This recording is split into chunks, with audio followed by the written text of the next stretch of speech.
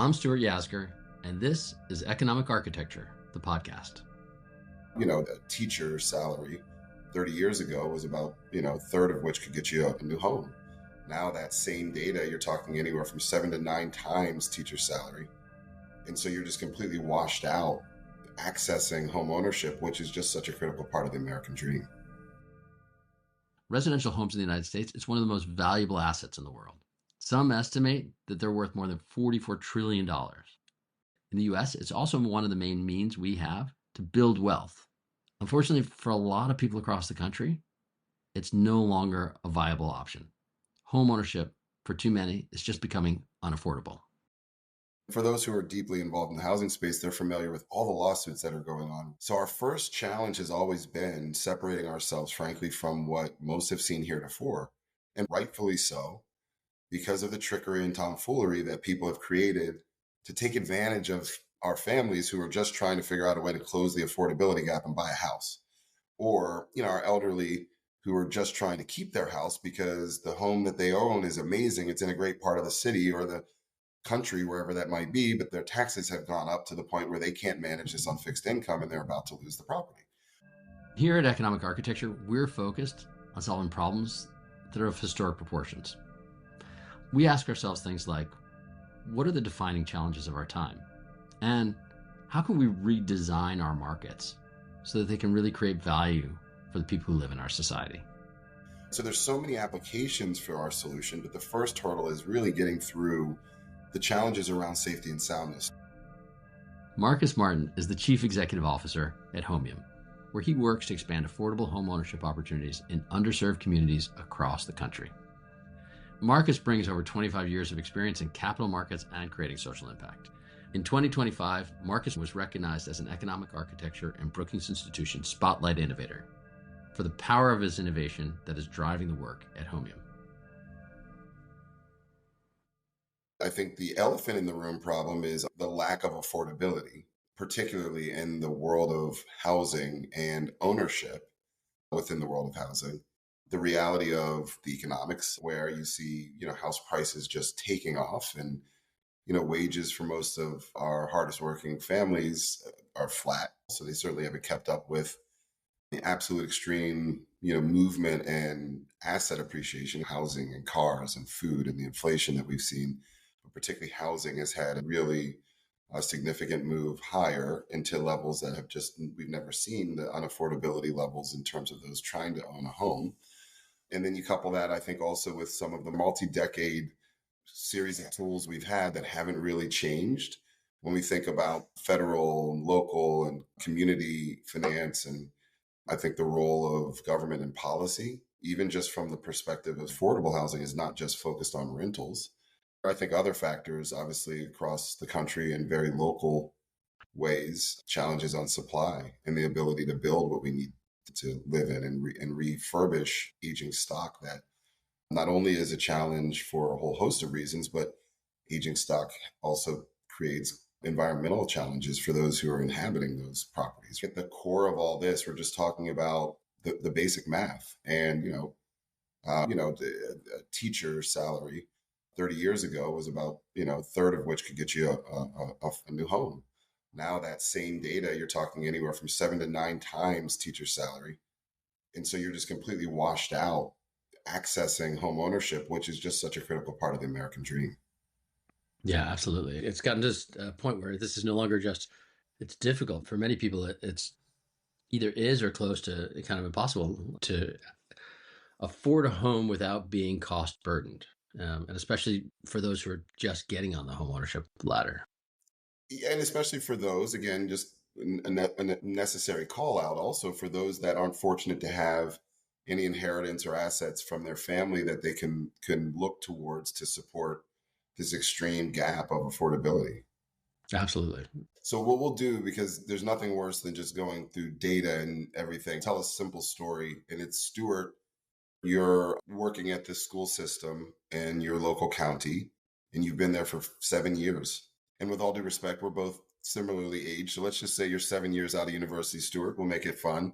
And you've had a really, really, really profound impact in this community. You love this community. You let's say you moved to this community for the first time and you've been working this school system and you fell in love with this community. This is your community. And now it's time to consider family formation and you want to actually buy a home and stay in this community. And you start looking around, you realize all the incredible benefits this community's provided, all the access, the parks, all the greats, the restaurants, all the things you've been able to experience.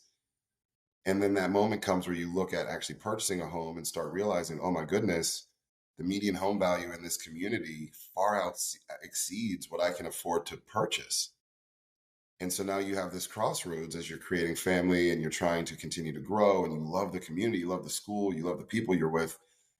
But now you might have to move an hour and change away in order to acquire a home to build that wealth and support your family. So now you're at a crossroads. What do you do? How do you make that work? And unfortunately, for too many Americans, to have that American dream, they've got to go buy that house an hour and change away from where they're working and then figure it all out. Right. And that's clearly not an optimal outcome. It certainly would be much better if you could live in one of those amazing neighborhoods where the children and parents that you teach, and where you would love for your children to go to because you're teaching there as well.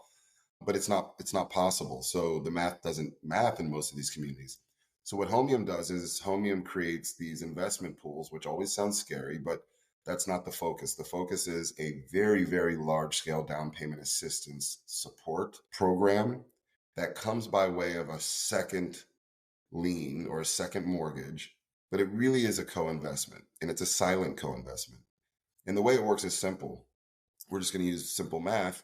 Let's say you found the home that you want and it's $100,000 and you realize, all of a sudden you don't have a rich uncle and money is not falling from the tree, but you want to stay in the community. And let's assume that there's a Homeium program in that community. What Homeium would do is come in and provide, in many instances, up to potentially 40% of the purchase price value of the home and a shared appreciation mortgage, which does not charge interest and is only the exact percentage you borrowed to be repaid in the future. When you choose to cash out and refinance, you can actually refinance it as many times as you want, but when you cash out, that would then require the repayment, or when you sell the property. So the way that looks is Stuart needs $20,000. The Homeium program is operating in that community. Stuart borrows $20,000, closes on this property. It was a $100,000 property. There is a second lien for the loan to the tune to be repaid at 20% of the future price of the home. At no point in time would Stuart get a phone call to say, hey, it's time for you to sell the home. We think the market's hot. No, there is no violation of privacy. There is no engagement of any sort. There are no structures in the agreement that would force you to do anything other than what you want to do based on the utility of the home and the value of the home and your family's decisions. When that time comes, and let's say Stuart and family are doing phenomenal and you want to, move up from your starter home and you're very fortunate to have had that and the home is appreciated in value. When you go to sell that home, the same 20% of the value of the home that you borrowed when you purchased it is what's owed. So let's just use a really awesome number and say the home's now valued at 200,000. Amazing. You would repay $40,000 because 40,000 is 20% of the $200,000 that you borrowed. Now that math doesn't ever change. There's no point where some magic trick happens and all of a sudden Stuart, if he were to sell that home at 200,000, he'd owe us 60,000, or that doesn't change, right? So it's also important to mention that it's not only stays consistent, but it's obvious in terms of being able to do basic math in terms of what you would really owe if you made those decisions. It's also easy to understand on the way in because you're not fooling through all types of calculations and adjustments and things that there are no fees that are buried into this. The investors in these programs are really who pay the fees. So all of this is really a clean co-investment. It's transparent and it never changes in terms of what's re-owed in the future. Now, I will say this, I do appreciate the fact that it would be much easier if people never had to borrow any second mortgage money. But this, second mortgages have been around for a long time. And to be honest, there are a lot of unsavory versions of this that, are usurious at best. So what we're trying to do is just create a clean, clear option for those that absolutely need that second source of financing to get into a dignified process to purchase their home. and not have to go through some of the other complex, non-conforming ways that ultimately leave, that new homeowner probably in a worse position than they realize because of all the fees and other things that may be associated with having to go down unconventional routes to secure the financing to buy the home. So So that's us in a nutshell. that's a great example. And those nice, easy numbers are easy to work with in our heads. So just take that person for a moment. $100,000 home, your standard down payment is 20%. You're going to Homeium and saying, hey, help me. I need 20% of funds here to help purchase this home. Do they have to make a down payment along with Homeium? How much of the down payment requirement can be met by Homeium? How does that work? So one of the important things to mention, Homeium is the licensed lender. We are a technology company in the sense that we use advanced technologies to handle loan origination, which is a proprietary system. We handle post-transaction processing. We still hold the master servicing rights, albeit we do have sub-servicers as well. We manage pools as portfolios for effectively these investors. Now, Homium is not the investor. We are not the balance sheet that is funding the loan. So oftentimes you'll see a housing finance agency, a municipality, a corporate who has interests in employee benefits, or nonprofit organizations who are really focused on housing, healthcare systems, looking at social determinants of health. Those are actually the investors, the funders, the sponsors, and they really determine the program specs. So more often than not, you typically hear people say, hey, there should be some skin in the game. Programs can run with as little as 1% or 3% down. Programs technically can run with 0% out of pocket from the borrower. What we're usually seeing right now is anywhere from 1% to 3%. That can be sourced through grants or other third parties. And then in some instances, sponsors are willing to support a max 105% combined loan to value, which means closing costs and other components can be covered as well. So there's a lot of flexibility to our design because we're not serving to a single private investment interest, where the waterfall of interests are more aligned with the mission, preservation of capital, than returns. Some of these costs being covered, including like counseling, home counseling, and some of the other case management solutions that go into the work, these are all being covered by the fund, by the investors. The expenses are being picked up on that side. And the reason why these programs exist is because most of us don't have it. It definitely does answer it. Let me play it back to you so you can correct me if I'm getting it wrong. So we have that $100,000 home. A homeowner doesn't have the full 20% to put down, so they come to work with Homeium. Homeium is active in that community, and the folks that they've worked with, the investors that they've worked with to create an investment pool, have said, okay, we'll work with homeowners who have 3% to put down in the house. And so then the homeowner needs to put down $3,000 for that 3% of $100,000. Mm-hmm. Homeium is putting in its 20%. That price of the home now goes up to $200,000. Right. So Homeium's 20% has now grown to $40,000 over that, whatever that is, 10-year period or whatever that might be. Right. And then the rest of that $160,000 goes back to the homeowner now. That's right. They pay off the mortgage, and enables them to hopefully make the, if they want to make the next purchase of a home, but now they have more money to potentially put into the purchase of that home. 100% accurate. So let me the flyover there that I like to point out is you put $3,000 into the purchase of the home. You obviously were steadfast. You paid your mortgage, right? You probably heard many people say mortgage is a forced savings account. It forces you to save. So you're able to do that. Hopefully it's affordable. So you're able to pay for everything else you need to deal with, childcare, everything in life, the maintenance of the home, which is an important part, right? But you want to maintain that asset.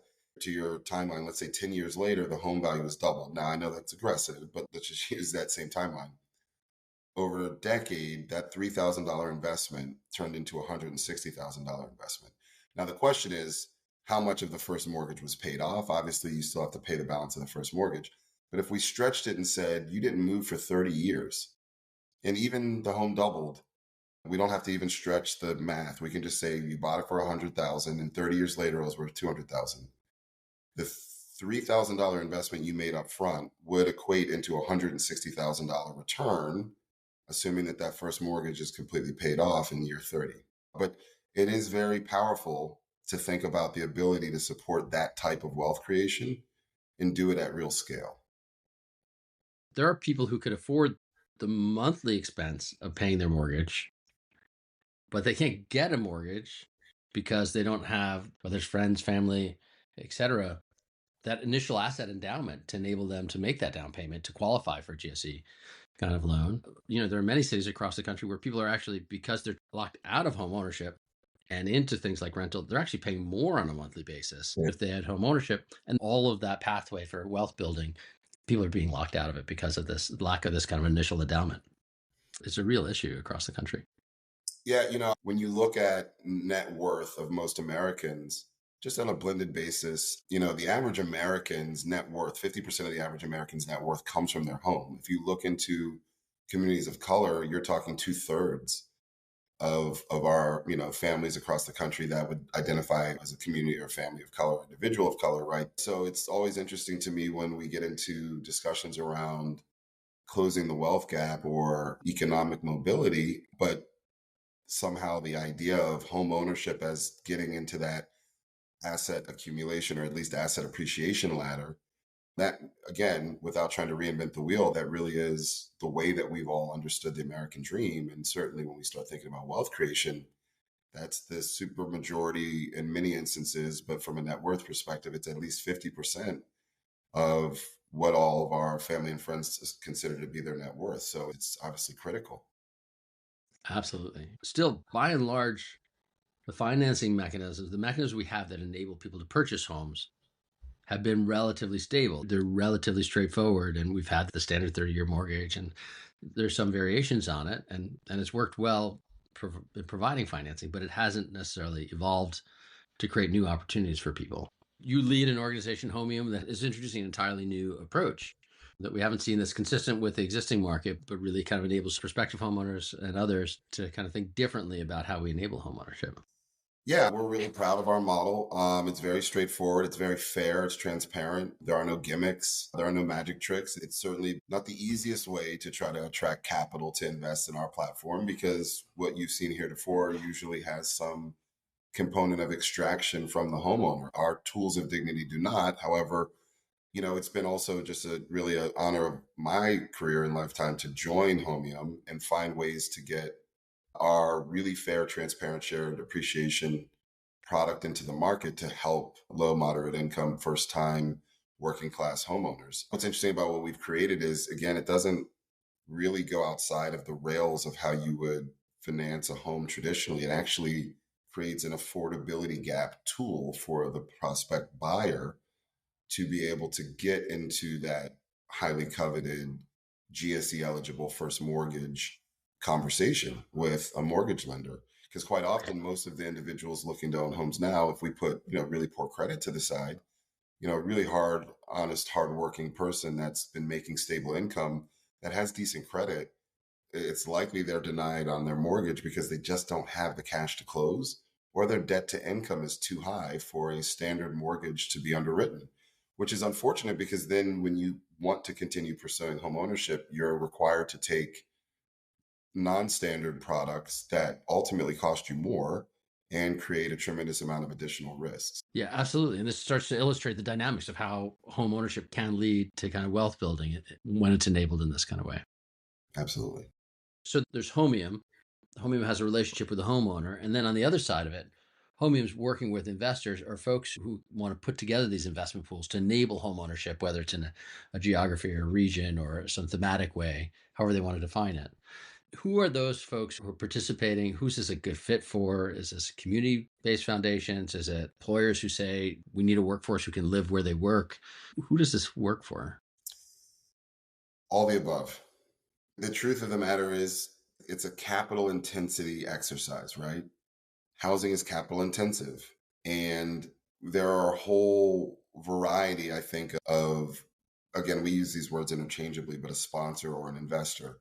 In our minds, sponsors are those who say, to your point, I really, really think that we should be offering benefits to our teachers who are commuting an hour and a half or insert any large employer that really wants to stabilize the opportunity and help support the development of their staff. It's particularly effective when you think of the variety of types of staff, say like a university that has a healthcare system that has a tremendous number of employees that might be, working in food services and other parts of the university where in many university areas, right, particularly prestigious ones, it's almost impossible for most people to buy anything, versus let alone someone who may be below 80 AMI. Really being able to purchase in that neighborhood or that area of town, is impossible. But it goes all the way to government as well. We're fortunate to have the support of the state of Utah, and which is public information in the program that we're getting ready to launch in Utah. We're fortunate to have Michigan State's Housing Authority in the program that's already live in Detroit, sponsored by Tobias Harris from the Detroit Pistons and several other private family foundations that participated. So it really does run the gambit. It's more about the intentionality of the organizations that are looking to create something, either for themselves or just for themselves, meaning for their own organization, their own employees, or just for the communities that they have a footprint in and they're looking to serve beyond, their day-to-day business. You mentioned the scale of capital, because home ownership is expensive. It's a wealth building mechanism in the country. And so therefore homes are getting more expensive. And so enabling home ownership is expensive, especially in the beginning. Somebody has to actually contribute the capital or invest the capital to enable this all to move forward, because those returns go back to the Homeium fund. Right. There's different sponsors could potentially do this in different ways. Maybe some people need to take some capital out, or maybe they want to leave it in so that it's enabling not just that first homeowner, but then when they sell, second homeowners, next homeowners, et cetera, they can keep paying it forward. So it can be a mechanism that really kind of works from here on. Right. And that's one of the interesting things here. We know that there's a unique application in capital markets and in the large scale private investment management universe, be it a pension fund or a fixed income manager. But for the investment community, if you will, thinking about where this could all go, this home equity product that really acts like equity, because you're not getting current pay.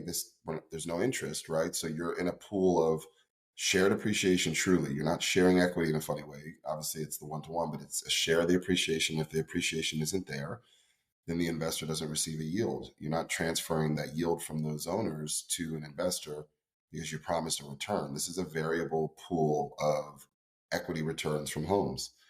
And so there's a lot of fascinating things that happen with that as we get further and further out there to scale.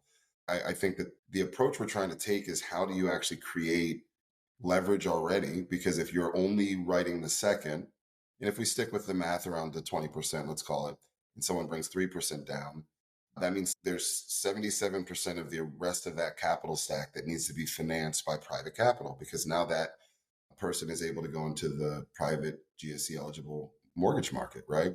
So even just thinking about public private or scale on investment, if you focus on the seconds for those that really need that co-investment, you're getting more new homeowners than you are if you're looking at financing the first, and certainly doing more if you're not trying to finance the first and the seconds, right? So there's already some, financial alchemy occurring in terms of scaling if you're focused on providing those second mortgages to a potential homeowner, because you can do 3, 4, 5 of those versus looking at being in the first, right?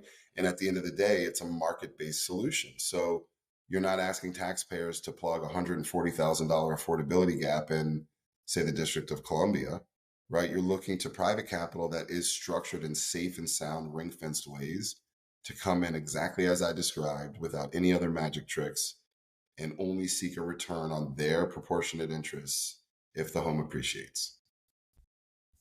You did say it, but just to name it, is it also creates the potential for that alignment between the interests of the investors and the homeowner, right? Because the investor, they benefit only if the price of the home appreciates, That's right. And so, it really aligns their interest. We would expect to see this to be more prevalent in places where their investors also have an expectation that the home prices are going to appreciate. And so it's a good investment for a homeowner to potentially purchase the home and to be investing in that community. Absolutely. I think especially for folks who are engaged in trying to enable home ownership and kind of sustainable home ownership, they may first be attracted to it because it enables home ownership, and then over time come to appreciate the levels at which this can create the leverage that you're talking about. Who's regulating this? How do they know it's safe? Who are the third parties who start to look at these things when they're seriously entertaining moving in this direction? Who do they turn to for confidence here? That's a very important question, and I appreciate you asking it. And there are a few dynamics at work right now. First of all, shared appreciation or home equity investments, reverse mortgages, I mean, I could throw a lot of words out there that if you've been in housing or if you've had to experience one of these products before, there's a natural reason to be a little skeptical, right? This stuff typically is, as I said before, usurious, onerous, right? Value destructive to our communities because it's the people who live in those homes that aren't benefiting. So our first challenge has always been separating ourselves, frankly, from what most have seen heretofore. And for those who are deeply involved in the housing space, they're familiar with all the lawsuits that are going on, rightfully so, because of the trickery and tomfoolery that people have created to take advantage of our families who are just trying to figure out a way to close the affordability gap and buy a house. Or, our elderly who are just trying to keep their house because the home that they own is amazing. It's in a great part of the city or the country, wherever that might be, but their taxes have gone up to the point where they can't manage this on fixed income and they're about to lose the property. So I'm very proud to say that we actually have a Fannie Mae term of business waiver. So we've gone through the rigor with Fannie, we're going through the rigor with all the GSEs, and we're going through the rigor. We are licensed lender, so we get licensed in every state. We're currently in 16 states. We plan on being everywhere in the country.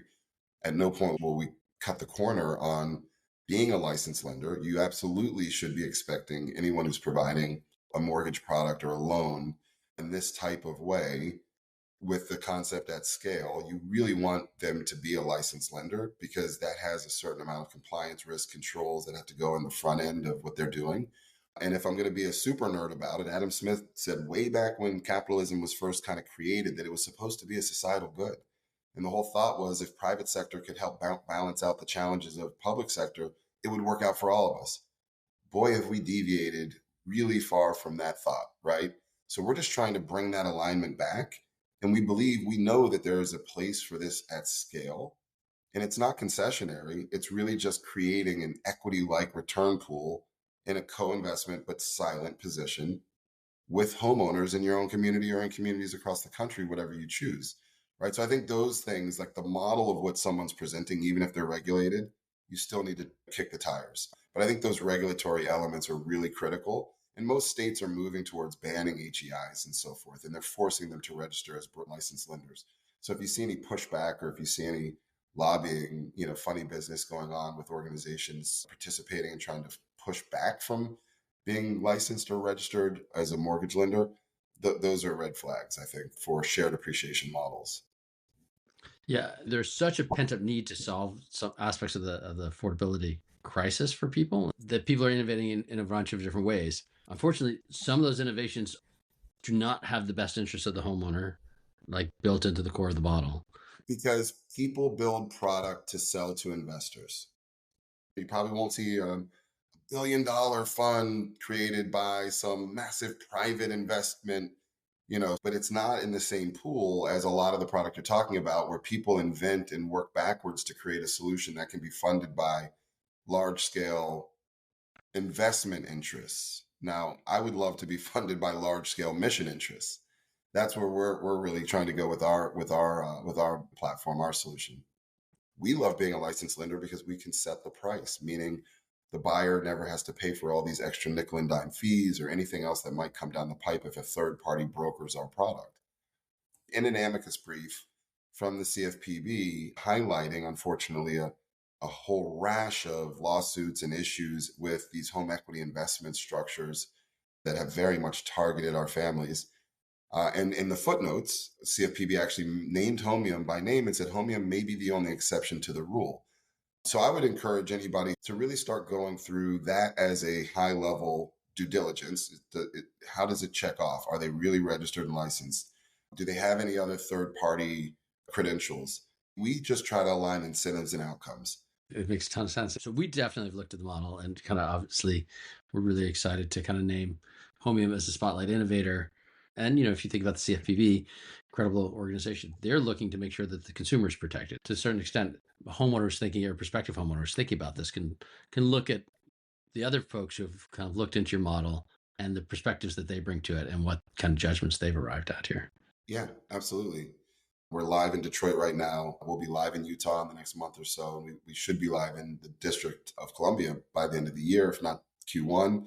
And we've got about a dozen other states with maybe multiple locations within those states where we should be live in 2026 as well. So we're very transparent, including how you can get involved, and would absolutely enjoy the sponsors who may think, this could be interesting. Let me dig a little deeper. The sponsors are really the ones that make these programs happen. As I mentioned, we don't fund these programs. We don't take any participation in the upside. We offer a program fee. We offer these services with a program fee, and that's it. And then any other costs that the sponsors, investors would like to cover for the home buyers, we also build those into the model.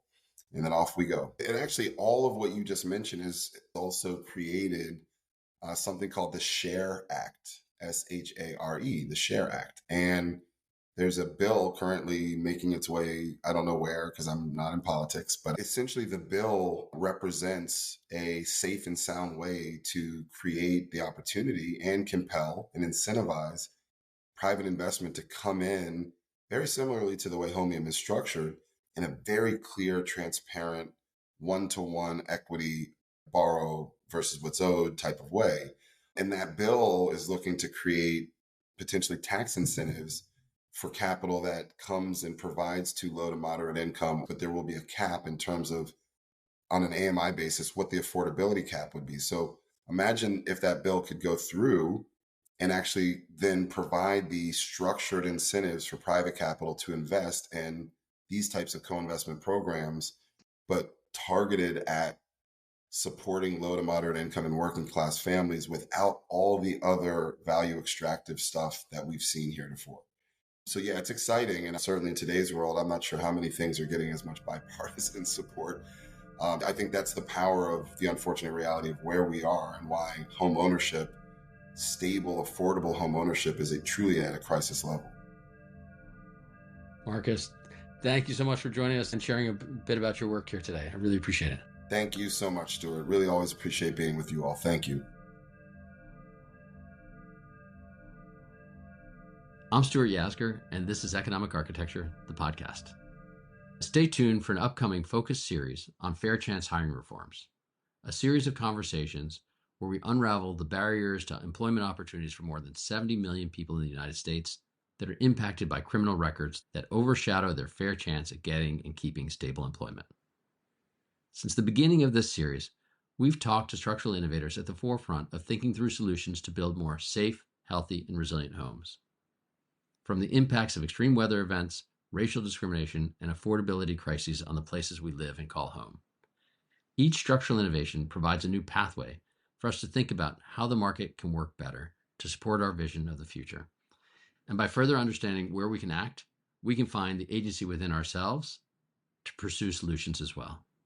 If you're interested in our work, get in touch with us at info@economicarchitectureproject.org. That's info@economicarchitectureproject.org. We look forward to hearing from you.